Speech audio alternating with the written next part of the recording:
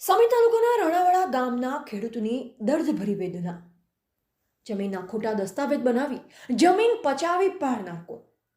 પૈસાના પાવાનો રોપ જમાવી ગરીબ ખેડૂતની જમીન પચાવી પાડનાર સામે કાર્યવાહી ક્યારે?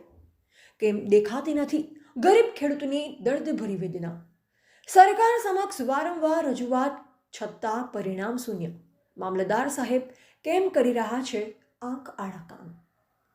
પાટણ જિલ્લાના સમી તાલુકાના રણાવાડા ગામના ખેડૂત વણકર મુળાભાઈ મેઘભાઈની જમીનના ખોટા દસ્તાવેજ બનાવી વણકર વસરામ રણછોડભાઈ દ્વારા જમીનનો કબજો લઈ વણકર મુળાભાઈ મેઘાભાઈ જમીન પડાવી લીધી હોય તે બાબતે વણકર મુળાભાઈના પુત્ર દાનાભાઈ મુળાભાઈ કલેક્ટર અને જિલ્લા મેજિસ્ટ્રેટ કચેરીએ વારંવાર રજૂઆત અને આવેદનપત્ર આપ્યા છતાં કોઈ ન્યાય ન મળતા મીડિયા સમક્ષ અહેવાલ રજૂ કર્યા છે.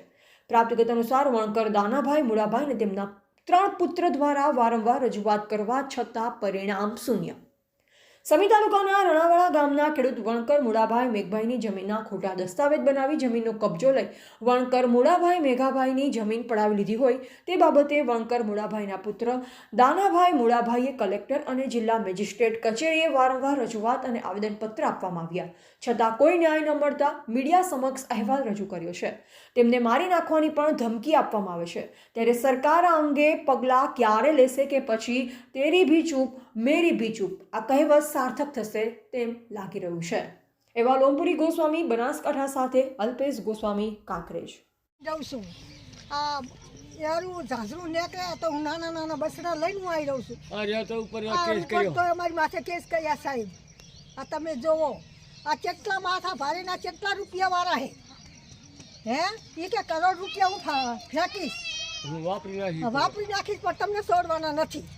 તમારી માથે આવા કેસ કરીને મૂકે અમારી પોતાની હે અને અમારા બાપ દાદાની છે મિલગત અને અમારાથી સાના કામ કર્યા અમે ભણતા એ ભણેલા એ નોકરિયા.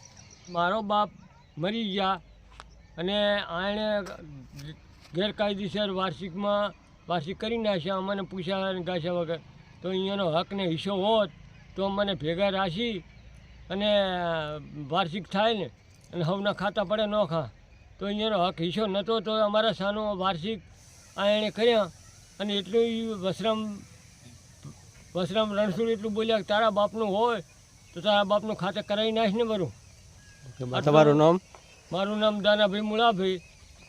અને મને બહુ ધમકીઓ દાટી હાલે છે. ક્યાંક બેઠા હોય ગામમાં બેઠા હોય તો કે તું ચેમાં બેઠો હોય, ક્યાંક જાય તો ચેમાં બેહવા દો સાહેબ. આવું ગામમાં જઈને આવું દબાણ હાલે છે તો કયા ટાઈમે આ પૈસા પાલટી છે અને ચાય મારું કોઈ મર્ડર કરી નાખે તો મારા છોકરા રખડી જવાના. હું 20 વર્ષથી હું સાહેબ કેસ લડું છું અને મેં 6 મહિનાથી મેં ઓનલાઈનમાં કેસ મૂક્યો હોય તો આનો કોઈ નિકાલ આવતો નથી.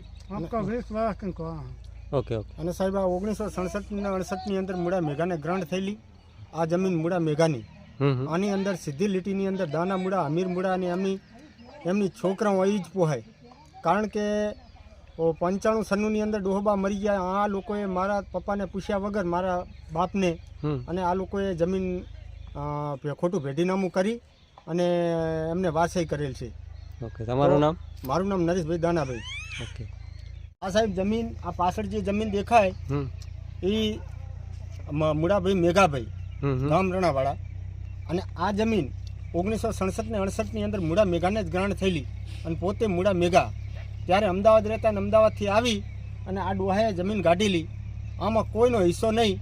છતાં 95-96ની અંદર મારા દાદા એક્સપાયર થઈ ગયા. મારા પપ્પાથી ખાનગી આ લોકોએ તલાટીને બધાય મળી અને ખોટું ભેટીનામું કરીને વારસાઈ નામ દાખલ કરેલા છે. એમાં તમે પૂછી લો કે આ પાણીપત્રક ને આ જેટલા કાગરિયા છે એ તમે જોઈ લો કે આ ખોટું છે કે નહીં. આ લોકો આજ દાડા 20 વર્ષથી મારા પપ્પા કેસ લડે છે પણ આનો કોઈ ચુકાદો જ આવતો નથી.